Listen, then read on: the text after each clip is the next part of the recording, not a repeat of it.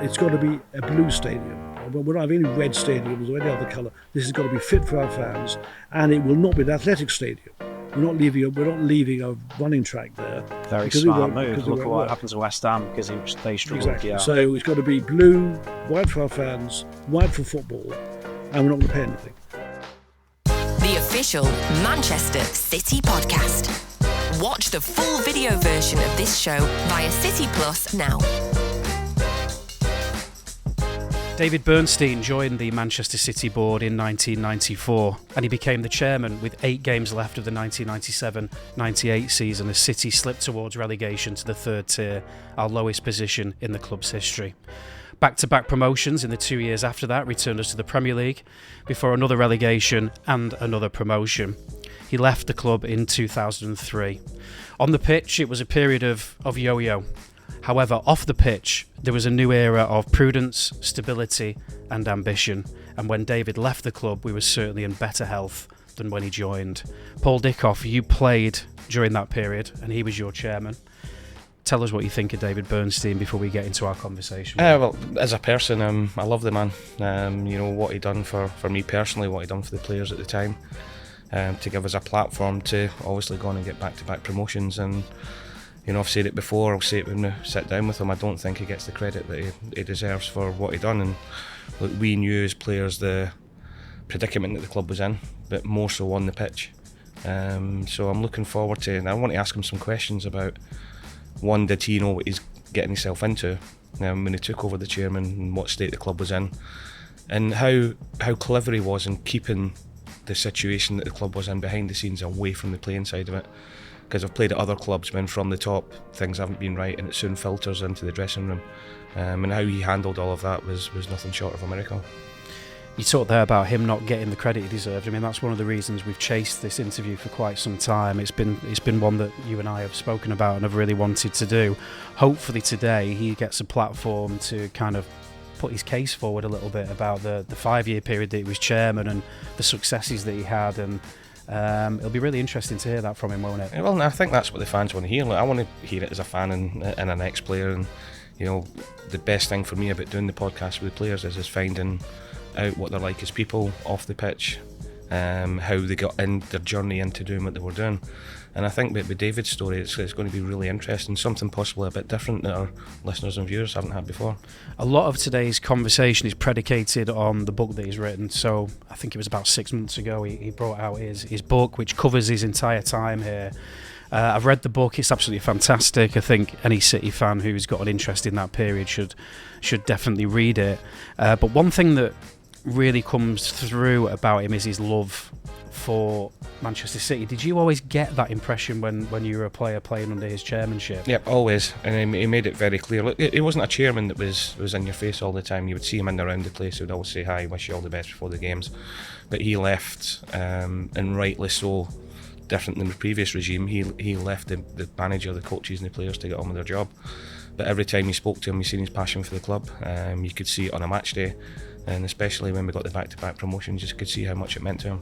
Yeah, I mean, I think it was pretty clear even from the outside that him coming in ushered in a period of more professional. It was a more professional Manchester City. A lot of the leaks ended, and a lot of the chaos that had kind of characterised all the years that went before, all of that kind of stopped pretty much overnight, under him. And I think that is really testament to his ability to lead a team of people, isn't it? And chaos is a great word. When you speak to any of the lads, any of the fans back in the day, you were one yourself.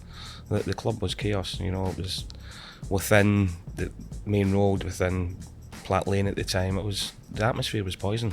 And David came in and very, very quickly leaks stopped happening, going out to the media, to the fans and everything else, and he made sure that we were all in it together. It wasn't the board, the staff, the players and then the fans. The one thing he wanted to do was bring the fans and the players closer together and everybody around him, and he was so successful in doing that. Well, here we go then. I'm really looking forward to it. You mentioned there as well about that connection with the fans. I think that's something we'll discuss, because he repaired a few bridges there that had been burnt in the past, I think, and the same with the players. It was a real period of healing. So an amazing time to be a City fan, and certainly I know a lot of journalists who covered City during that time thought it was a fascinating period. So let's get under the skin of it a little bit. Here's our conversation with former Manchester City chairman David Bernstein.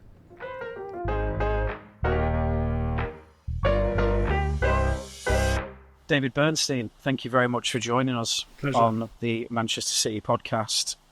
Much of the conversation we're going to have today is based on the book that you've written, which is We Were Really There, and obviously it's the story of your time as chairman, which was a very, in some ways, turbulent time when you first arrived, but by the end of those 5 years, it was much more stable, and the club was in a much better place. So it's a fascinating book for anybody who was there at the time who wants to read more, and for any of our perhaps younger fans or international fans who weren't there at the time, I would definitely recommend reading it as well. Yeah, so thank you. I just wanted to start with the motivation for writing the book. What gave you the initial jolt to put pen to paper? Okay, but before I do, can I just welcome you all here? I'm delighted to have you here, and particularly Paul. My hero, who really is. He's my hero as well. Without You're my whom hero, I don't sir. think we'd be having this conversation today. No. So my motivation, right? Well, first of all, I've been a City fan since I was a kid, and it's been a huge part of my life, something very close to my heart. I never thought I'd have the opportunity to become chairman, and events happened, and things happened, and things fell into place. And I think there were a couple of reasons why I actually wrote the book. One is a personal record of what happened. You know, I wanted to get my thoughts down. I think a lot of people feel that way. You know, but there's a chance to put in a permanent form something that was very important to me, and I think I was also very keen that the younger fans had the opportunity of learning that the success of the club didn't totally start when our wonderful new owners came in. It really started, I believe, when we did this turnaround. If we hadn't laid those foundations, then none of this would have happened, including possibly the new stadium, which is key to it all. So I think they were the two main reasons. You talk in the book about how Wembley is a very special place to you. And one of the reasons for that is that your love of City started with a Wembley date. So 1956, FA Cup final you were watching. It was actually the day of your bar mitzvah. Do you want to just tell our fans how that love affair started and what that day was like? Well, I was born in St Helens in the north, which is closer to Liverpool than Manchester, but somehow I became attracted to City. You're not quite sure why. I think the colour of the shirts, the size of the stadium, the sort of, in a way, the scale of the club. Anyway, the City became my thing, and living in the south, as I had most of my life, I was the only supporter of City in my school, I think. But that increased, the love for them. It was sort of worship from afar, really. And I think I began following them in 1954, and the following year they got to the cup final in 1955 and lost to Newcastle playing with 10 men, with Jimmy Meadows broke his leg in the final. And then on this special day for me, which was a special day in any case, in 1956, on a boiling hot summer's day, I remember it so clearly, they played Birmingham, had a really good team, City did, played really, really well, with Don Revie playing a deep-lying Hungarian sort of Hidiguchi role for City. And of course, the day that Bert Troutman broke his neck and played 15-20 minutes at the end of the match with a broken neck, which was extraordinary. So it was a first major success that City had since I've been following them. And of course, in those days, the FA Cup I'm sorry to say, isn't now what it was then. I mean, then it was one of the great sporting highlights of the year. It's been overtaken now by other things. So that really cemented my relationship. And I think the fact that it was my bar mitzvah day and City had only won the cup 4 times then, in what it was 100 years, it seemed a bit of a coincidence. So I think that doubly cemented my support. You make a lovely point, actually, in the book, that 3 of our major Wembley dates, we wore not sky blue, but an alternative. Stripes. Sort of. Yeah. So 56, obviously, it was a beautiful maroon shirt, wasn't it, with pinstripes, and obviously you're referring to one of the occasions in '99 with the shirt that we've just brought back. We have got a kind of rich history of alternative shirts, haven't we? That are part of our iconography. Yeah, we have. I noticed. I think stripes do very well in cup finals. I think at least they used to. I'm going back a long way when Newcastle used to be successful. Clubs with stripes seem to do quite well, but we have. It's just it's strange. I don't know whether now City would, out of superstition, play with stripes in a big match or not. I don't know what the dynamic is. I'm sure they're probably too sophisticated to worry about superstition. And the red and black stripes, of course, as well, which is always based on AC Milan's kit, wasn't it? Because Joe Mercer loved them. Absolutely, So absolutely, which, yes, which we wore at the end of that league-winning season in '68. Yeah. What did you think when we brought back very recently, after 25 years, the shirt from the Gillingham game? The Gillingham game. So Puma have done a reissue. Paul is continuing to dine out on his Absolutely. goal. And I'm all for it. Scored one goal 25 years ago, Mr. Chairman. I'm still living off the back of it. What a now. goal. And long may it continue as well. I'm all for it. And because I remember when that shirt came out, in all honesty, nobody actually liked the design. But obviously, because of what happened, the meaning of it, I mean, it's the centrepiece of your book, of course, is that day at Wembley. So because of that, we brought it back, and when you see things like that, it must give you a little wry smile, surely. Yeah, well, it does. It does. I mean, nostalgia and history and all those things are so important in football, and my attachment to this shirt is huge. I mean, to me, this was the match, and in a way, it's small sport a little bit for me since then, because I've never felt such intensity as when you scored that goal and we in the end won that match on penalties. That's the most intense sporting experience. Well, I followed closely by the following year when we beat Blackburn in the last match of that season, but that was a little bit different because in the end we were winning quite comfortably. Didn't quite have the, but nevertheless that was my second most intense. And since then, nothing else has quite matched up to that for me personally. So at 2-0 down, and I'm jumping ahead slightly here because I was going to travel more chronologically to this point, but I have to ask you, at 2-0 down with only a few minutes left at Wembley, and you more than anyone else on planet Earth understands the ramifications of not getting promoted that year. So for context, City were in the third tier of English football, which is the lowest we've been in our entire history, remains so. And we were minutes away from disaster in the playoff final of not getting promoted. So for you in particular, the weight of that must have been incredible. Yes, it was a very, very, very vivid experience. I remember looking at the giant scoreboard, Gillingham 2, Manchester City 0, the Gillingham supporters singing away with their dark blue shirts and things. And I'm thinking, what the hell are we going to do next season? This is going to be difficult. Because the first season down there, okay, it was a bit of a novelty. The fans have been amazingly supportive. And we've done quite well in the second half of the season, and there's a bit of momentum and so on, and a lot of good things were happening. But if we lose that match, we've gone back, maybe not to square one, but we've definitely gone back. And the second time is going to be much more difficult than the first. So I'm feeling pretty desperate. I'm looking at the watch, and it's too late. It's too late now.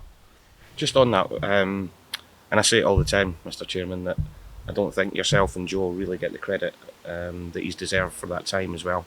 Because even leading up to the game, we knew as players how important the game was from a football side of things. But it's probably just as well we didn't know, because there was enough pressure on us to win the game, what possibly could have happened afterwards. And for you, Joe, and everybody around that to keep that separate from the players in the game, to make us concentrate more on the game without worrying about what if and everything else. I think he's got to deserve huge credit for that. I remember, I just reverted back a little bit before that. I was not one to interfere on the football side, although Joe and I worked really closely together. We spoke every day. But at one time, in the first season, when things were pretty desperate, he asked me if I would actually speak to the players in the dressing room, and I wasn't sure what to do because it wasn't quite my thing. Anyway, I'd been doing a lot of work in the USA and in the Midwest. And the company I was working with had given me a huge poster of a man on horseback in a rodeo, and the horse is sort of turning, and there's dust being thrown up everywhere. And the caption to the thing said, "If you don't make dust, you eat dust." And I remember using that with the players I do remember and it. saying, Remember it we've well. eaten enough dust, we're going to be making it from now on. And in fact, Sean Gota, who I had a dialogue with recently, Yeah. he remembers that. He said, Yeah, I actually, remember it as he well. remembered it quite vividly. He said, I don't remember many things that chairman said, Yeah. but that was something that really stuck with him. You dedicate the book to the fans, which immediately, got me connected to the book, because I think City's fan base is widely recognised to be one of the most patient and dedicated, and much of that reputation comes from this period, because despite falling to our lowest ebb, we were still sort of getting anywhere between 28 and 32, 33,000 Absolutely, fans, which wonderful. is remarkable. Phenomenal. It was phenomenal. That's Yeah, Paul and I have spoken about this both in private and on other podcasts, that for the players, that was the biggest kind of shot in the arm you could possibly I imagine. think I've said to you before, I remember the pre-season leading up to it. We played Blackpool at home at Maine Road, didn't we? And within the changing room, the players were actually, they were wondering what sort of reception we were going to get the week up to it. How many are going to turn up? Are they going to cheer us on? Are they going to boo us? Because we're down in Division 2. And obviously my biggest memory of that season is the Wembley game, but next to that is walking out the tunnel at Maine Road that day, the first game of the season, Right. and walking out and with 30,000 fans there, and you think, wow. Yeah. That was They unbelievable. were wonderful. Were you worried that they wouldn't turn up in those numbers in the third tier? No, not really. I did feel that if we did things right, and I from the very beginning I said, you know what we are? We're Manchester City Football Club, and club actually means something. Club means togetherness. It means working as one. It means us against the rest of the world type. And we developed that club thing. We worked terribly hard with the fans. I mean, it wasn't all totally by accident we maintained that support. I mean, clearly what happened on the pitch is crucial.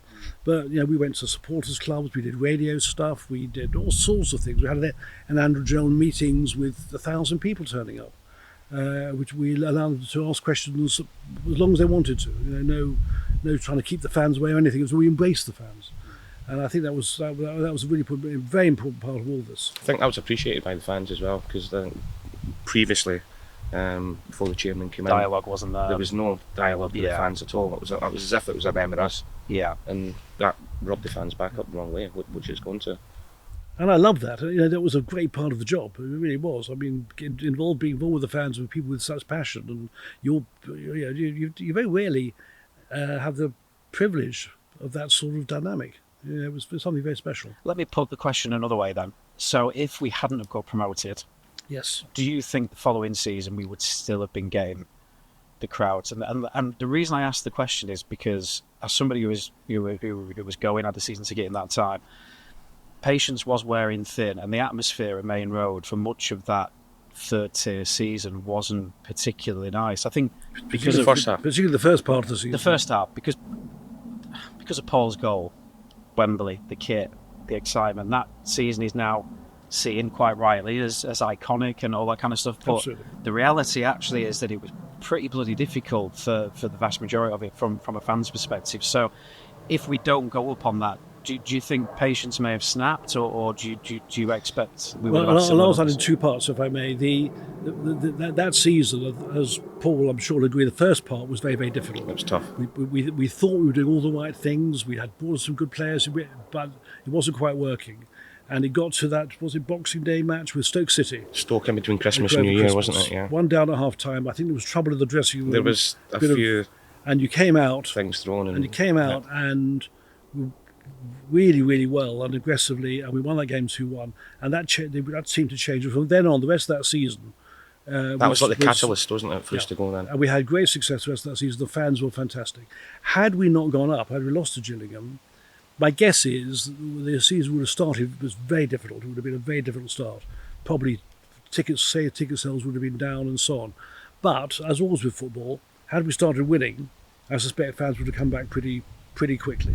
There would only probably judges on we've must get up in the second year if we haven't done it in the first year, and they would have wanted to see the evidence of that. I suspect had we started winning and showing, we would have got the fans back. However, as important as that is, had we not won the Gillingham match, the stadium deal may not have happened. And that's absolutely crucial to the whole future and where the club is now. So that's vital, isn't Because it? we had a lot of goodwill with Sport England and the City Council and so on, but we had to show we were actually going to deliver. It's all very well, the talk is cheap, that we were going to deliver. And getting that promotion and show we could do it was a vitally important moment in the stadium deal and therefore the club's future.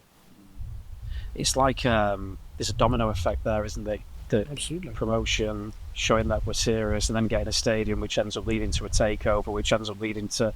It's incredible, isn't it? That Well, football... success breeds success, Yeah. isn't it? It's, you know, it Sliding becomes doors moments, isn't it? the old, Absolutely. winning's a habit, isn't it? Yeah, it is. But once you're on a roll, things happen and things start to work for you sometimes. When things are going against you, whatever you do. I play golf, it's the same thing. When you start things sort of go wrong, they really go, turn around is very, very difficult. Same with most sports, I think. There's a beautiful passage in the book where you talk about Paul's goal, and usually when Paul's goal is discussed, it's around the implications and the kind of seismic nature of it, whereas you talk about the composure and the actual sort of technical and emotional, I suppose, side of being able to take a touch and find the back of the net. I mean, you obviously love that goal, but just tell us a little bit about why you felt that was so important to make clear. Well, first of all, I think, as you said, and tell me if I'm wrong, 'cause I'm delighted to have the chance to ask you this question, but I've always understood that the coaching staff and Joe had worked with you on passing the ball Relentlessly. into the net. And what was amazing, really, is that absolutely maximum pressure moment. The whole club's history, I'm sure you weren't thinking that at the time, but the whole club's history is on that. Half the fans will left the ground already and begin to come. And for you to have that calmness and that ability to really side-foot it with power, I mean, it wasn't just you really hit it, but to side-foot it in and such a technically excellent goal, I think it was just phenomenal at that moment in time. I've got to put a lot of credit down to Joe and Willie Donachie and Asa. Yeah, well, I'm pleased to hear that because I always thought that was the case. Because I went through a stage that season, I went through a stage a lot of my career where I couldn't hit a barn door. And I was the sort of character that I used to try and work that hard on the pitch that would end up trying too hard sometimes. Yeah. So any chances I was getting, I was trying to lash everything. Everything was power and I was getting frustrated. I'll try and lash it again. And for months, Joe and Willie and Asa, just after training, just simple little things. It was fire the ball into me. It was touch, Right. touch hit. And Willie used to get us. Willie was ahead of his time, wasn't he, from a psychological point of view. You look at that technically, it looks perfect. It was perfect. But at that moment of pressure, to do that was But that sort of goal was, remarkable. there must have been 100 times a week I would do it Well, that's right, yeah. after training, and it was just touch Who was it? touch Well, I know hit. it was Gary Player who said the harder I practice, the luckier I Yeah, get. it is. And that's absolutely, it's a great Perfect example. phrase. But when the balls came into me, I've not even thought.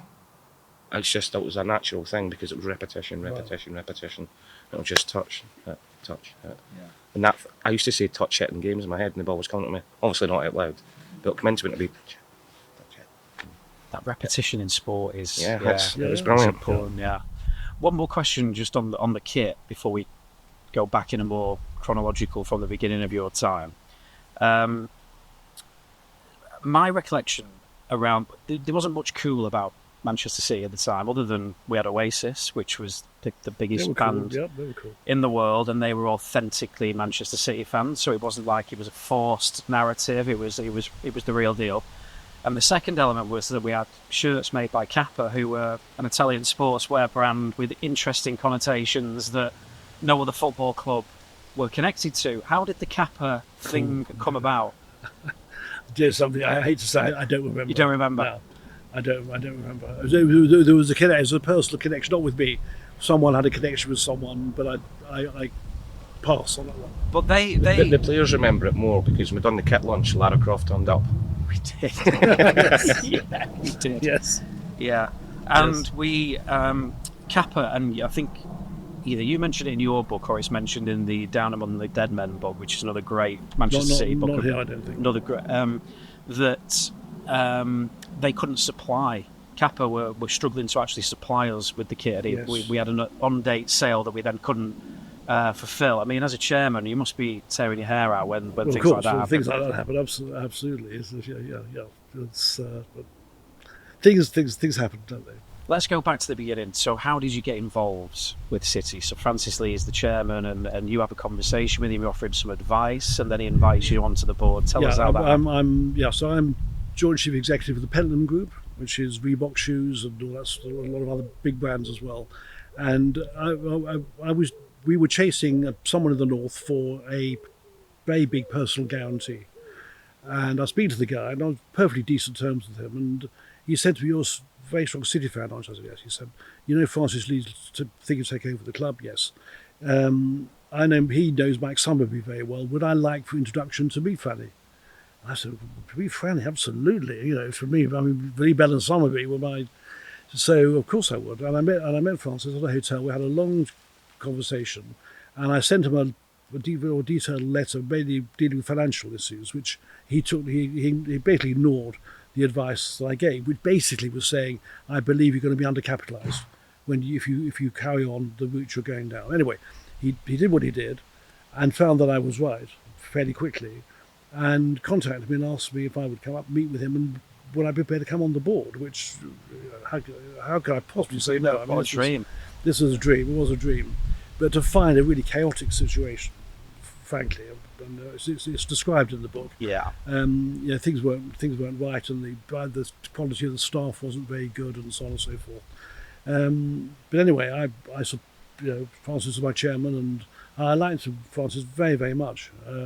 He was very hospitable.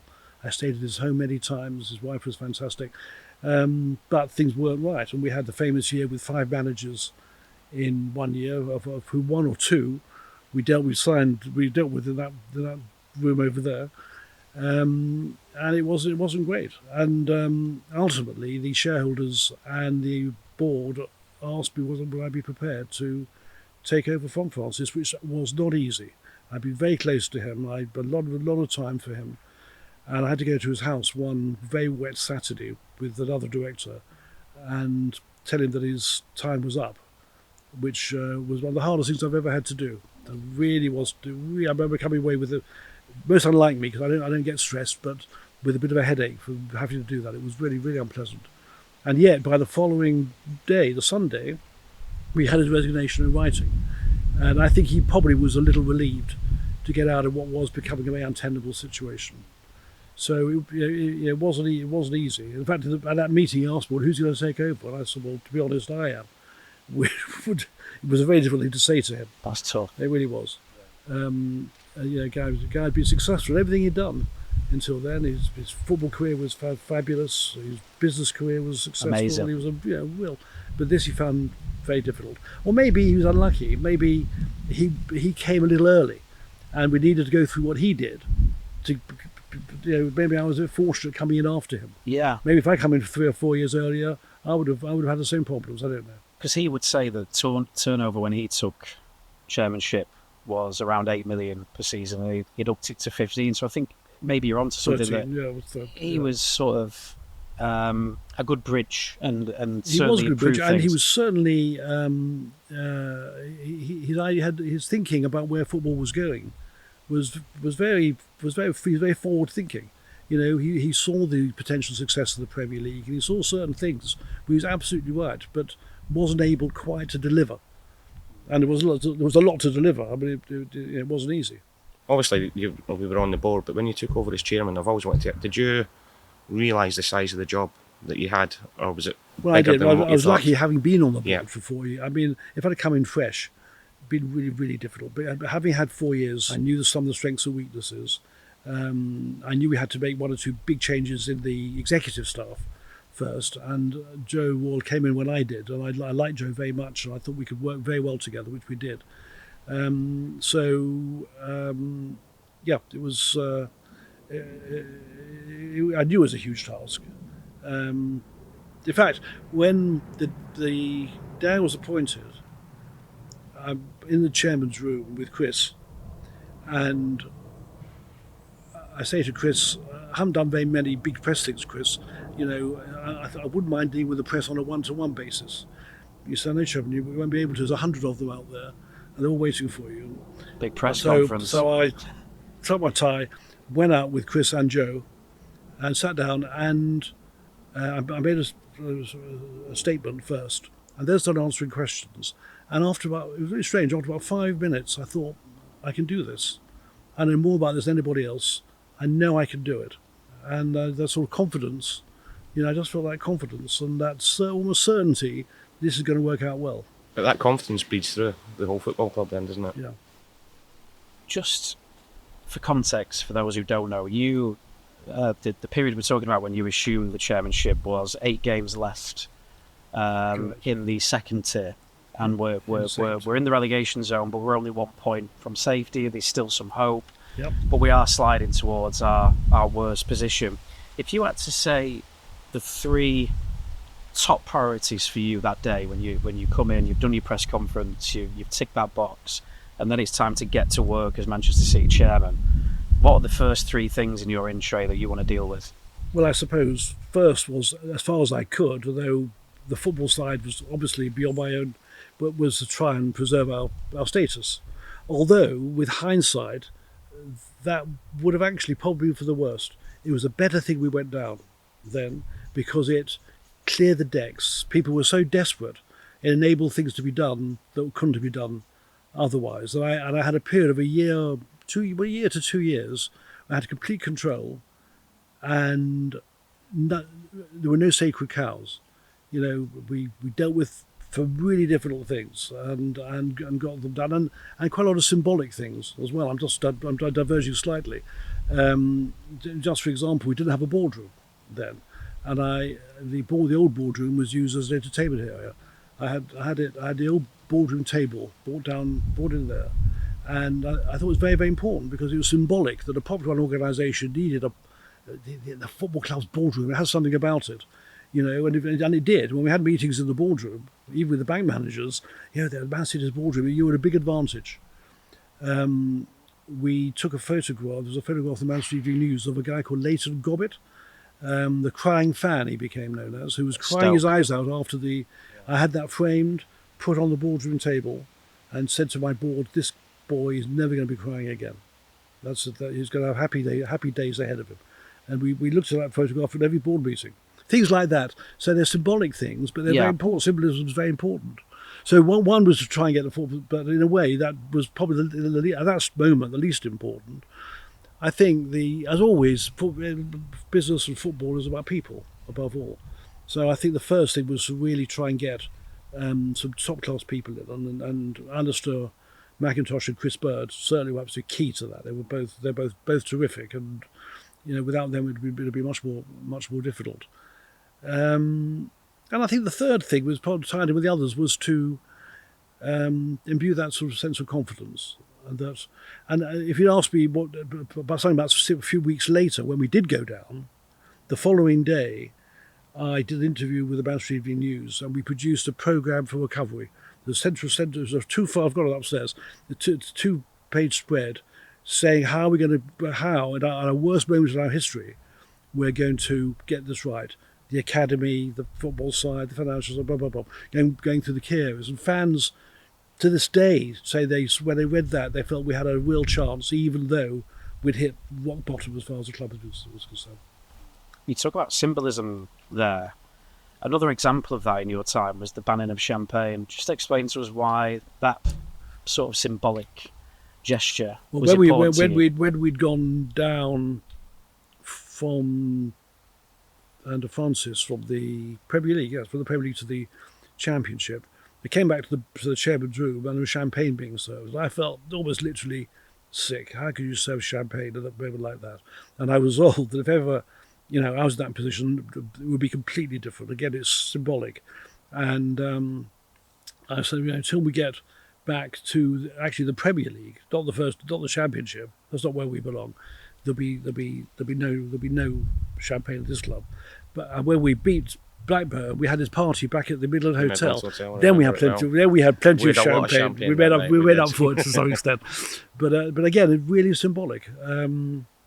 I travel second class on the train. I wouldn't go first class on a train in those days because I thought it just needed to show that saving money, for fares and this like that was just as important as, again, it's symbolic. Well, it doesn't make a great difference financially, but it's very important to show we're all in this difficult boat together. One of the main sort of driving factors to the decline initially, City's decline, was when Brian Horton was removed and Alan Ball came in, and it just didn't work for Alan. I mean, you weren't keen on that appointment from the beginning, were you? It's made clear in the book. No. I mean, why didn't that one work, do you think? I can't really say. I don't know. I mean, Alan's great footballer and very loved in the game. I remember Francis produced discussed with me a list of managers. I said, well, the one I'd tend not to go for would be Alan. But not that I was the world's expert. I mean, I got to be, I had to at that stage certainly behave with some caution, because otherwise I'd be, as we were talking about before, an outsider who thinks he knows everything about football, which I didn't. And Francis, he had the credentials. He knew football much better than I did. So, but why it didn't work? Well, listen, plenty of other managers didn't work either. So he was one of many.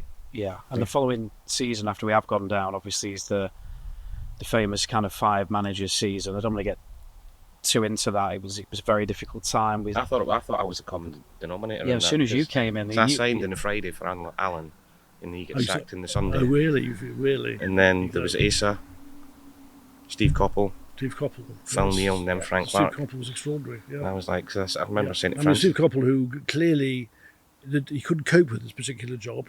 That would appear to be the case, and yet within a fairly short time went back to Crystal Palace and did remarkably well. I met Steve. I tried to talk him into staying, but he clearly just it wasn't for him. For whatever reason, I never quite worked out what the reason was. Whether it was something to do with the board or Francis or the size of the club or the challenge or what it was, or whether he was just out of his comfort zone, although he knew Manchester well enough from his time at United. So I really don't know. It is Or strange. something else that we done, or some other mix that we don't know about. It was very strange because he was a very decent manager. I really like Steve as a person, as a manager, but very quickly you could see, from a player's point of view, that it got on top of him really quickly, the job. Right, very quickly. It was bubbly the first couple of weeks he was in, and then all of a sudden his whole persona changed. He seemed a bit down, seemed as if everything was on top of him. He was a very intelligent man. He was. I really liked him. I thought he was a good. I liked him very much. person. I thought that was. I was very supportive of that, as I was of Frank Clark's signing. I thought Frank Clark had a fair chance. I think of that run of managers, on paper, Steve Coppell was definitely the best. Yeah. It felt like the most sensible appointment. I remember thinking we've finally got the man, but obviously 33 days, which is it the shortest reign in City's history? It must be for a permanent, certainly for a permanent manager. Maybe not a temporary manager, but yeah, things just didn't work out there, did they? Yeah. The Frank Clark one, how did that come about now? Because he was in position for sort of 12 months, wasn't he? And stabilised City to a degree, but yes, to a degree. We didn't kick on at all, did we? Really? No. I think listen, things keep happening. It's you say it's not a coincidence. The same thing keeps happening. So I think you've got to put it to some extent down to the organisation, yeah, and to the wider club. And maybe virtually anybody operating in that scenario, as it was then, would have found it very, very difficult. What are your memories of Frank Clark? I don't think I've asked you this before, actually. Again, I like, but contrary to what people think of me, I actually got on with most of my managers. Yeah. And I like Frank. I obviously had a gripe for him when I didn't play him, but I also understood that he'd spent a lot of money on a good friend of mine, now Lee Bradbury. And if you're a record fee at the time, I think it was, wasn't it? Yeah. On a player like that, he's going to start ahead of me. And I sort of understood that, but I still felt I had a bit more to offer. And I would go and talk to him about it, and he was a nice guy. He wouldn't.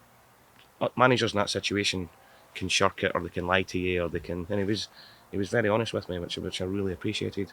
And a little bit like Joe, it took me a while to get in to play under Frank, but once I was in, I played a lot more. It was the same when Joe came in as well.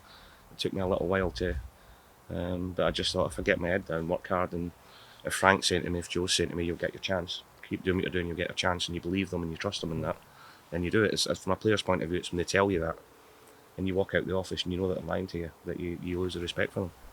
Francis once told me that Frank Clark was a sort of keen amateur guitarist, and that he would whip the guitar out at events. Is that He true? used to do it at the hotel. Did he? He used to Right. do it on the bus sometimes. Yeah. It was amazing, honestly. So give me an example. What kind of songs are we talking? Who's he covering? A there? lot of country.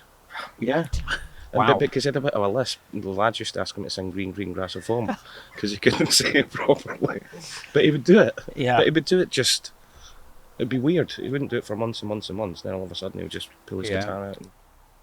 And Francis sort of suggested to me there wasn't much dialogue between him and Frank. Of all the managers that he were under his chairmanship, he was probably one I had the least dialogue with. Did you find that with managers? Everyone's different, aren't they?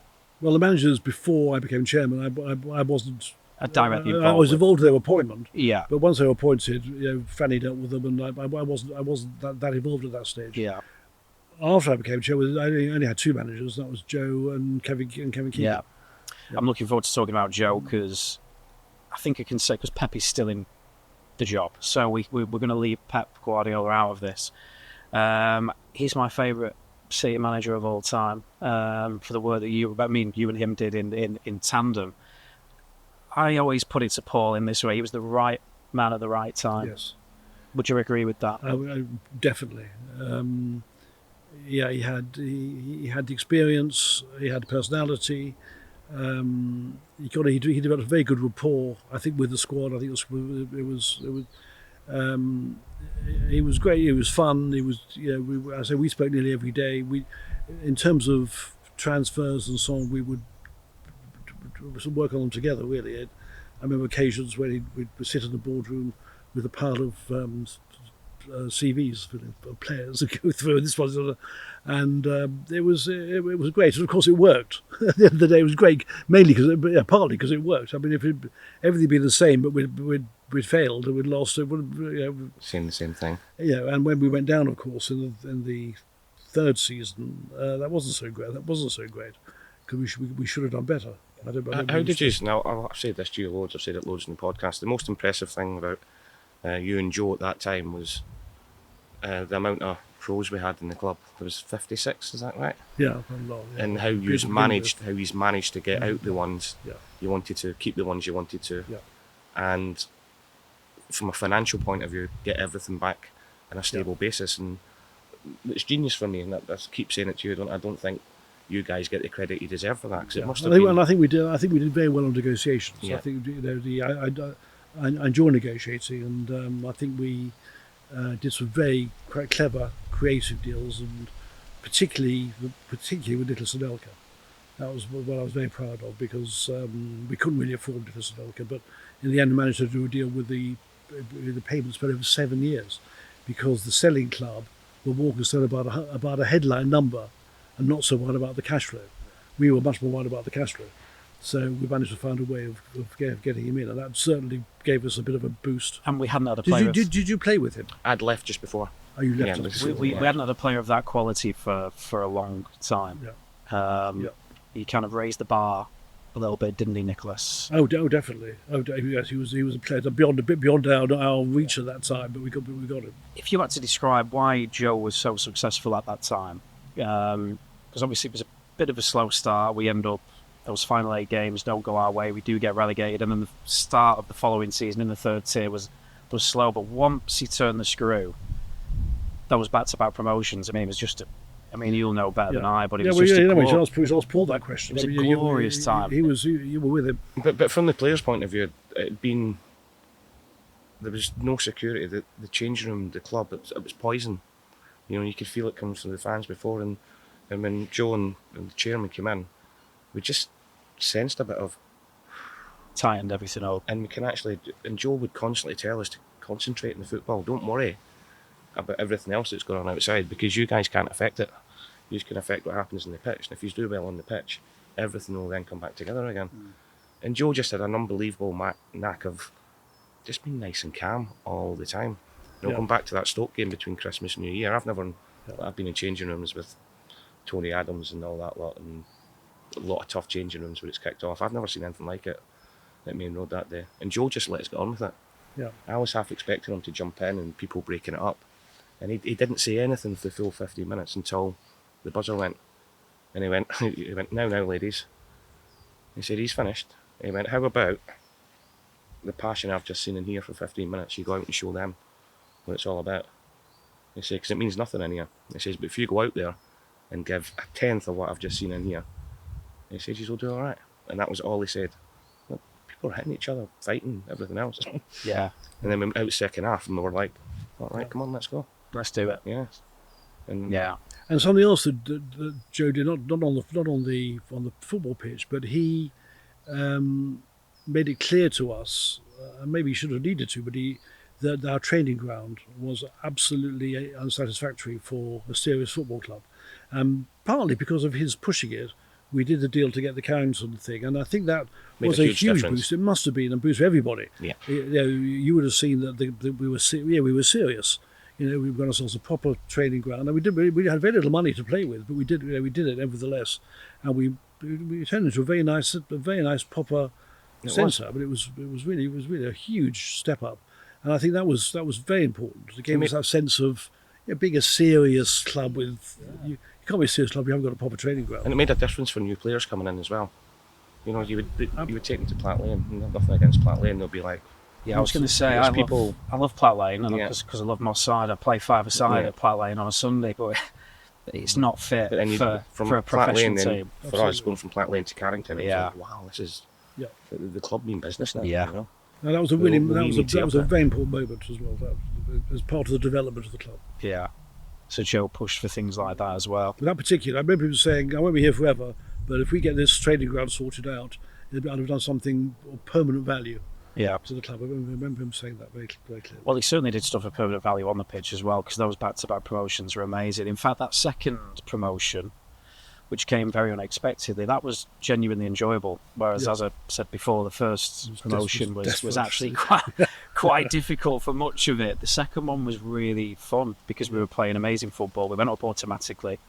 And as you said, maybe the last game against Blackburn, we went one down, they hit the woodwork 4 times. We lived a bit of a charmed life. But we went on to win 4-1, which was a marked difference on 12 months before when it was 2-2 and then went to penalties. But what are your memories of that season? And be honest, before the first game, what was your target?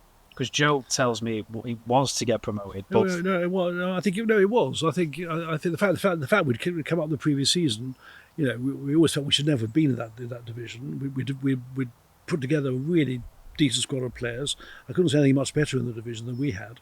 We were serious about it. And as you say, it was a much more comfortable season. I mean, we did well right through the season. I think from the players' point of view, we didn't feel anywhere near the pressure that season than we did the season before, because we knew how much it meant to everybody else. Whereas from inside the club, and Joe fancied us, didn't he? Yeah, as a squad to be up there. But I think even for the fans and outside, because we were a newly promoted club, mid-table, it gave us a bit of a leeway. Mid-table would have done us. And of course, the other difference is even with the Blackburn match, the last match, had we not won it, we'd still been in the playoffs. Yeah, it wasn't quite. That's it, as binary as the previous season when it was absolutely live or die. There was a fallback, albeit we're very keen to avoid a playoff again. Because just going back just before we leave it, the semi-final of the playoff against Wigan. Yeah. The first match, you well remember that we conceded the goal in the first minute, a complete muck-up. Rare mistake from Gerrard. And from Mickey. Complete mistake. Unbelievable, a match of that sort. Probably 2 of our best players. I went white with and Joe sitting next to me. He said he had a bag of sweets in his hand. He said, "A peppermint, chairman." Very, very, very calm, very calm, and we got the draw. And then we thank goodness won. Because there was some of the other matches. There was a match near the end of the second season at home to Birmingham near the end of the season. A massive match. Friday night, wasn't it? Very tight. We just won it. I just won it again. Bob Taylor. With a tremendous atmosphere. I mean, the atmosphere. I love Maine Road. I mean, it doesn't compare with a new stadium, but I love Maine Road. We could have got promoted that weekend if Ipswich hadn't have won on the Saturday. Absolutely. Well, we virtually thought we'd done it. Yeah. The pitch invasion after that game was not okay. I mean, I was on the pitch. Don't get me wrong, but I remember thinking, this isn't job done. No. We shouldn't really have been I mean, the one at Blackburn a week later, absolutely, that was one of the great days of my life. But the getting on the pitch in the Birmingham game made me feel slightly uncomfortable. I did a bit of a It was a little bit. I mean, if I may say, a little bit like it. They're different. Is City celebrations having won the league last season before the cup final made me a little nervous. They mentally, if they're so, they'd done the job. I had done the job. It was a wonderful job they'd done, but there was this massive match left. I mean, we'd love to have done the double again over United, and we didn't. I think it's a little bit of a syndrome. Don't celebrate till it's all over. Absolutely. Which City were normally good at, but that one time, that Birmingham one was, made me feel slightly uncomfortable. And I ended up having my whole kit, my shorts, my shin pads, my socks and boots taken off me in the pitch invasion. Good. I walked into the changing room. We want virtually souvenirs. naked. That's what we're there for. Tell us about the Premier League year under Joe. We signed George Ware, Paulo Wancho. We wanted Ugo Ekiog as well, Yes, I think. you're correct. We did. We tried very hard. But we did struggle, didn't we, that year? And I remember the first game of the season, I think we played Charlton away, who'd been promoted with us, and we lost quite heavily. 4-0, I think. 4-0, yeah.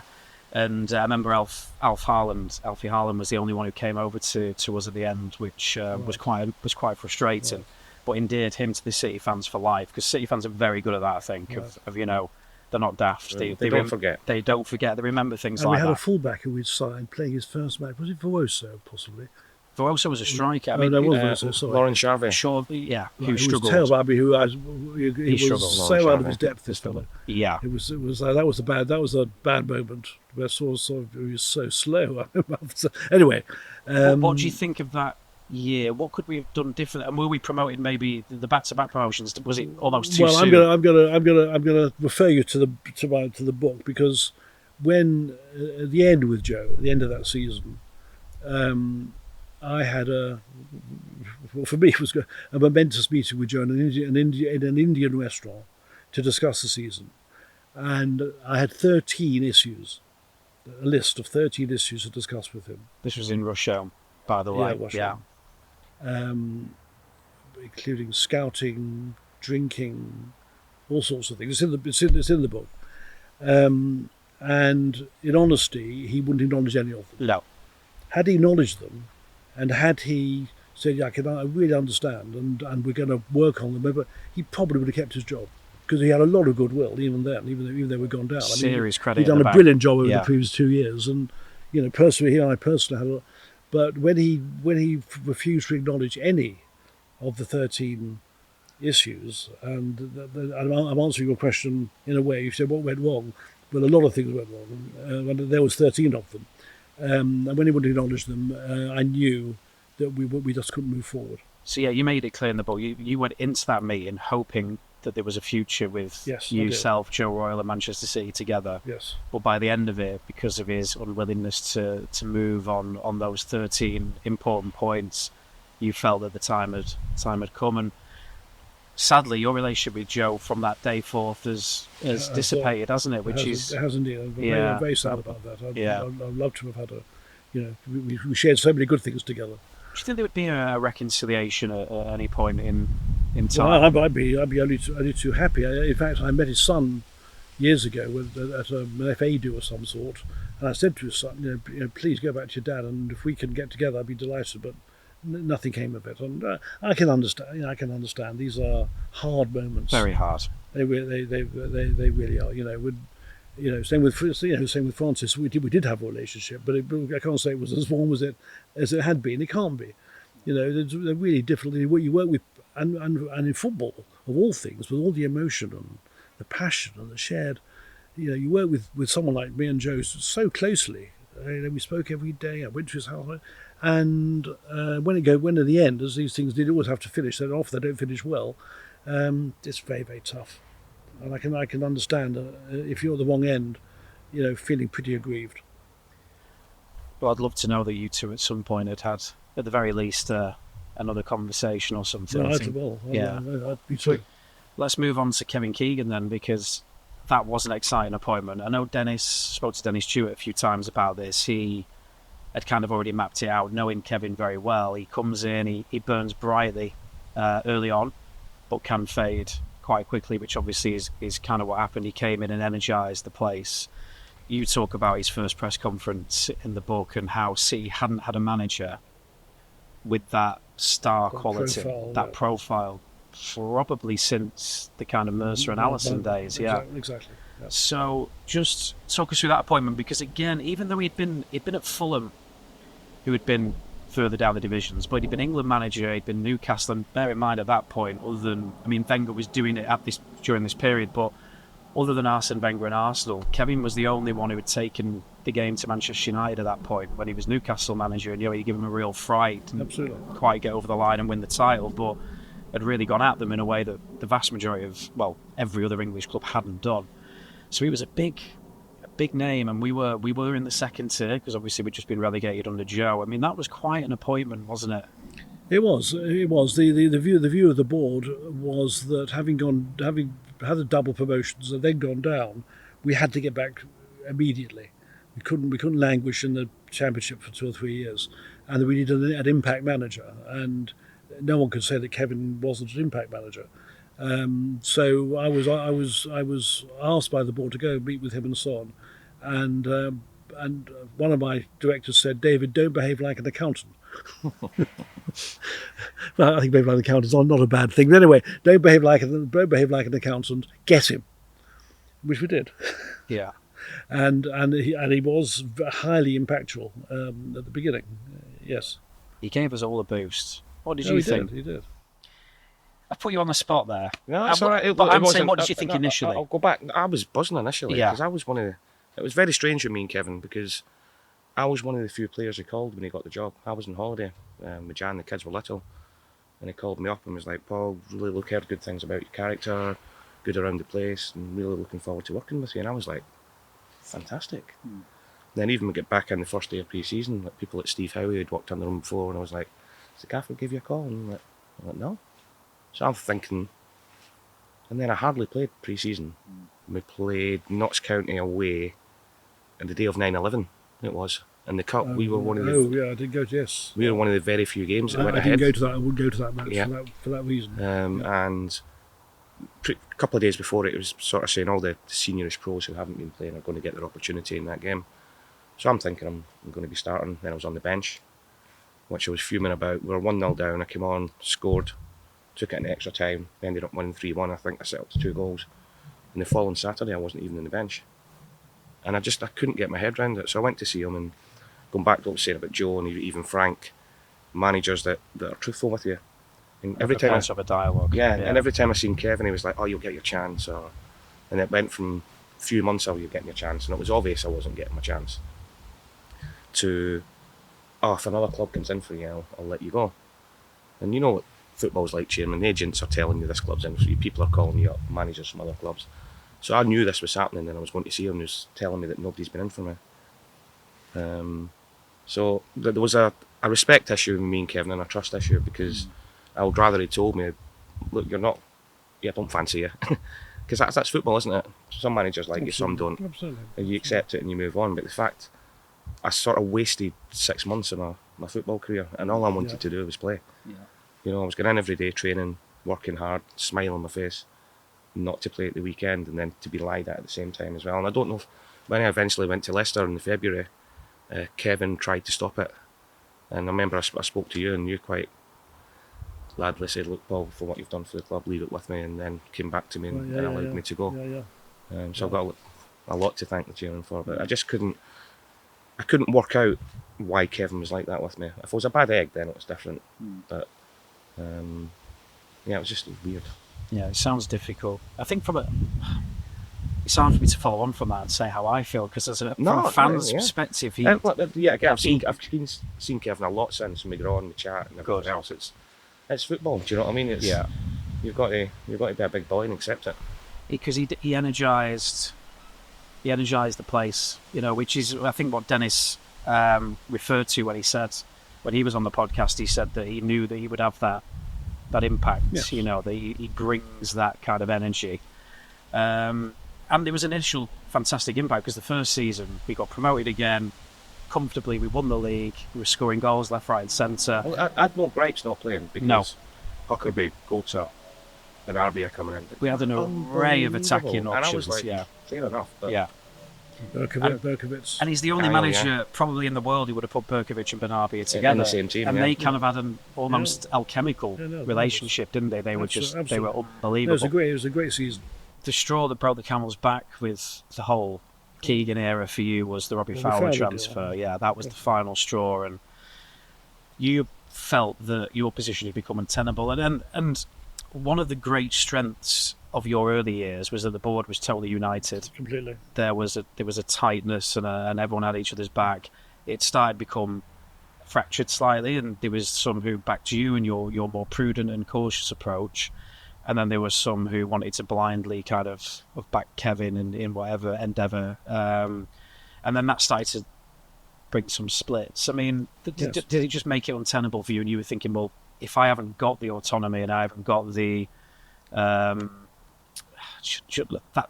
clear direction anymore that is my own, I can't really do this job to the best of my ability? Yes, absolutely. I've been very lucky, I think. In a way, the club's problems had created a situation where I did have that level of control and so on, albeit with a very cooperative board. I mean, I had a very, very good board, and John Wardle and David Makin, who were a very important part of this, had been very supportive. They put in a considerable amount of money, and therefore they had a right for their views to be listened to very, very, very, very carefully. And in the Robbie Fowler deal, and no one would argue that Robbie Fowler was one of the greatest strikers in the history of English football. But by the time was finishing at Leeds, where I don't think he played at all, and had a medical file from there to there, which I saw, I was advised very clearly that he was not going to ever be the player he'd been before, and if we were going to take him, he should only be on a match-by-match basis, because he might not play that many matches successfully. Yeah. Robbie couldn't believe his luck. I spoke to Robbie about this a few times, and he said how I ended up getting a move to Man City. He said he couldn't believe, because he knew himself. He was shot to bits. He said it. Well, there you are. There you are. So you say I was cautious. I don't think I was cautious at all. I think I was just being sensible and not even prudent. I think it was reckless to take him on those terms when we didn't have the money. We can't talk about your time as chairman without mentioning the Etihad Stadium, as it's now known, the City of Manchester Stadium as it was initially known. A key part of your legacy is that you facilitated that. In the book, it's really interesting actually to hear, because that must have been a complicated deal. Yeah, it was. But it feels like a rare example of a project that went remarkably well for City, didn't it, from start to finish? Do you want to just give our listeners a bit of an insight into how that worked? Well, first of all, it was, as you quite rightly say, it was a tough negotiation with a number of different parties. I took a bit of a gamble almost. We took the view that the nation wanted a proper stadium for the Commonwealth Games, and Manchester wanted it as well. And that, frankly, we were the only real serious tenant. They talked about putting rugby league in there or rugby union or something. It could never have worked. They couldn't get the crowds, but we could. So we took a very strong line. We said, look, we've got Maine Road is not, it's a bit run down now, but nevertheless, it's a wonderful stadium, great history, holds 36,000 or whatever it was. We could probably expand that a bit if we needed to. So we're not prepared to pay anything for the new stadium unless we get attendances in excess of our Maine Road capacity. On top of that, it's got to be a blue stadium. We're not having any red stadiums or any other colour. This has got to be fit for our fans, and it will not be an athletic stadium. We're not leaving a running track there. Very smart move. Look at what happened to West Ham, because they struggled. Exactly. Yeah. So it's got to be blue, white for our fans, white for football, and we're not going to pay anything. Yeah. And we got away with the whole thing. In fact, it was quite amusing. We during the course of all that, we went to had an away match at Newcastle. That's when I think Kevin came onto the pitch, to the adulation of both sets of fans. And Sir John Hall approached me in the boardroom, said, "David," he said, "that deal you've done, there must be something funny going on in Manchester. Something very funny, it can't be right." Well, it was nothing funny, but it was an amazing deal. I mean, the whole cost to us at the end was just a bit of the fit out. It cost us about 10-12 million for a £150 million stadium, and a rental only on attendances in excess of our capacity at Maine Road. So I think it was a deal of deals. Could you not have got a situation where we got the stadium and Maine Road didn't get bulldozed? Because every time I drive past it makes me incredibly it's very sad. sad. Me too, but no, the answer is no. It was a liability, really, and we almost wanted it off our hands, and it got developed into housing and so on. So we could. I mean, we did try. We thought maybe that could be the stadium for rugby, something or the other. You know, maybe Sale Sharks, I we think tried. Yeah, we mentioned, tried all those things, but the answer was no. And I know, and that was with hindsight, was the right decision. Reluctantly. Similarly, and we're going back a little bit here, was the megastore or the lack of megastore, because I remember the sort of, I mean, I don't know if you ever used to go in there, Paul, but yeah, it was pretty embarrassing, especially when United across the road had opened what they did call the megastore, and they were taking a lot of money. You know, I used to go with friends of mine on kit launch days. You know, you reluctantly go along with your mates on the bus, and you'd see how big it was, and packed it was, and the variety of merchandise that they had compared to us. Different we were operating out of effectively a porter cabin, weren't we? Yeah. But we improved that, didn't we? Give us the story, because it was some JD involvement there, wasn't it? It was very much with JD involvement. So we had that building, which was controlled by the Greenhalls, who were shareholders of the city, and they controlled that. And we did a deal. We gave them a few more shares in the club. Didn't pay cash. We didn't have any cash. So we gave them some shares, they vacated it, and the JD people, John and David, because it was a labour of love for them to do that in the city, created a really decent, very decent store there. I mean, it's an unbelievable upgrade for where we'd been. Yeah, absolutely. Maybe it's not doesn't compare with what we've got now, but it was a huge upgrade. So yeah, that was, again, they were all very important steps to, you know, both economically and our credibility as a serious club. Some of my favourite stories were the 2 takeover attempts. I don't even know, we've never spoken about this. So during David's time, there were 2 takeover attempts of City. One was by Wimbledon, and one was by Rangers. It's remarkable. Honestly, I was really kind of, I sort of vague recollection of some mention of this, but the detail you got, I've never seen the detail, so just want to run through that quickly. They were very different. The Wimbledon one was really just wasn't really not really serious. I mean, it was easy to dismiss.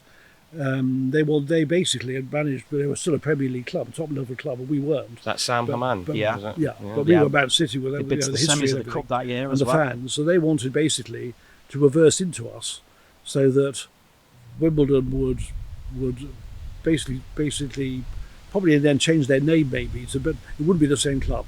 Basically, Wimbledon would reverse into City. They'd get our support, they hoped, our stadium and whatever else. And in a way, I think it was quite, I mean, in theory, it was quite a shrewd attempt on their part, because they'd exceeded their expectations, and we were way below our expectations. So it was a bit of opportunism, is the right word. Yeah. But we were able to dismiss it very, very, very, very readily. But you've missed a bit out there, because what would we have got? We would have got their Premier League status without having to be promoted, which is incredibly strange. Well, it would have been, well, I mean, whether it would have been workable or not, I'm not sure. No. But it would have been almost fraudulent, in a way. It'd been cheating. I would have been shot at dawn if I'd agreed to something like that. I would never have even contemplated it. It would have been a betrayal of our history. Yeah. So that was...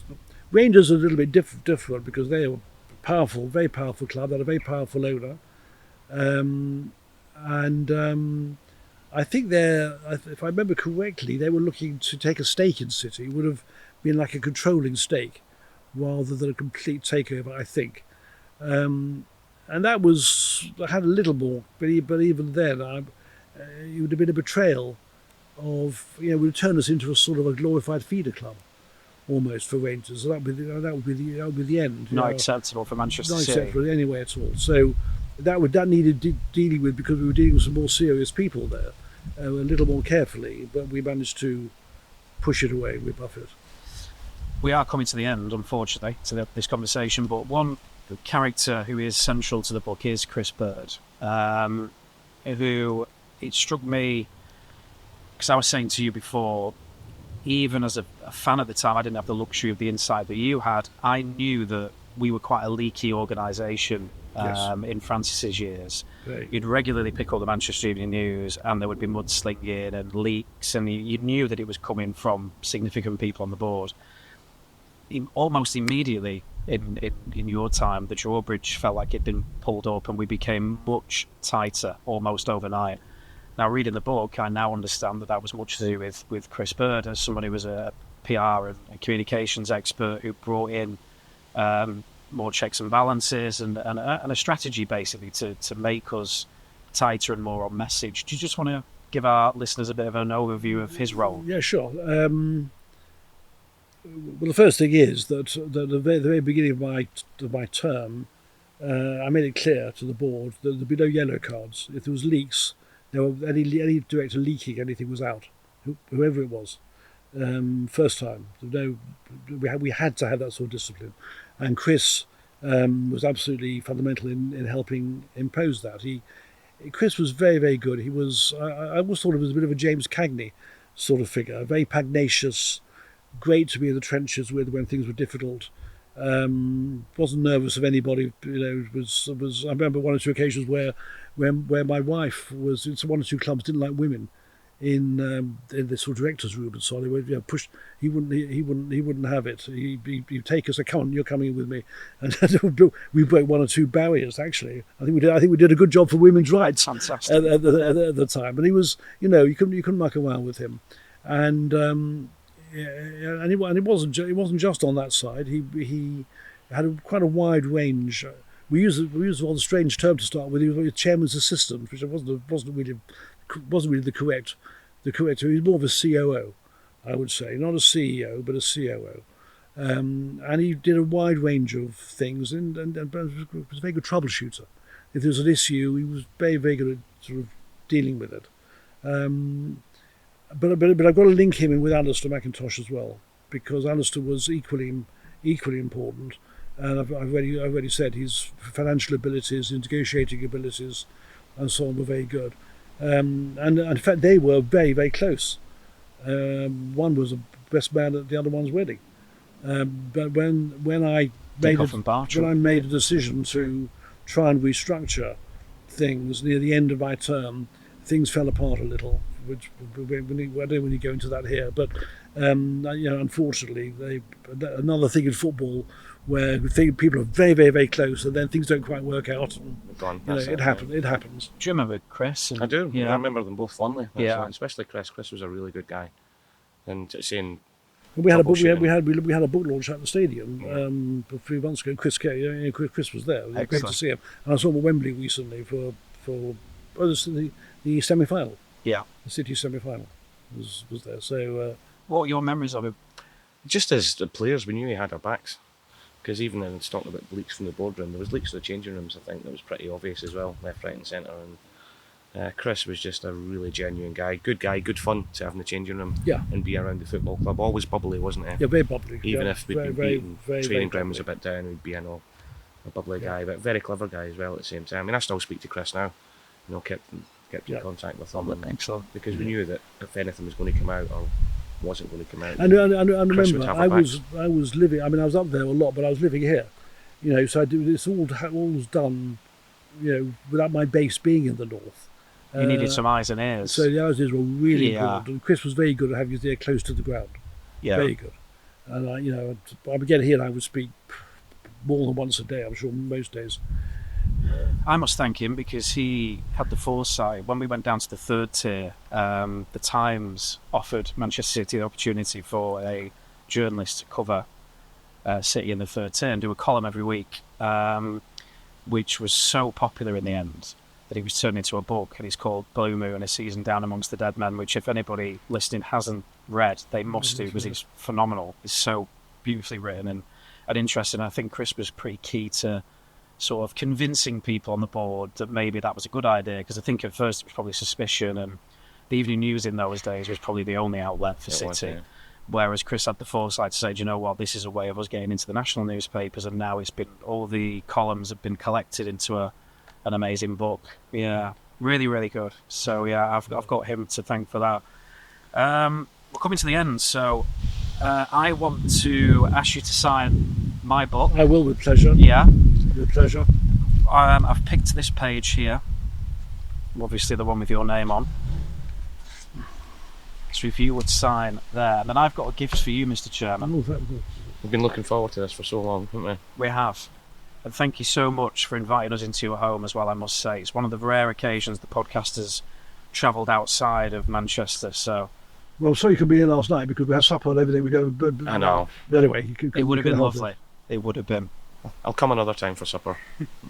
Yeah, pleasure. If ever you're down here, I mean that. If you're down here, we can have a bit of We'd love dinner to and have a something proper together. Would you catch-up. please, Yeah, that'd be great. please do it.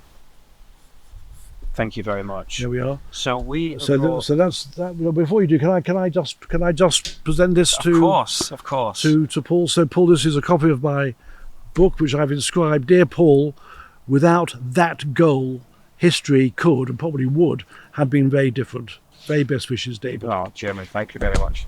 That's lovely. Yeah, isn't it just Lovely. the superstar? Fantastic. No, that's amazing. And we have not come empty-handed with you. So, as we said before, and I'm so glad you said it, you said that the kit that we wore in '99, you had special resonance with. We brought it back recently.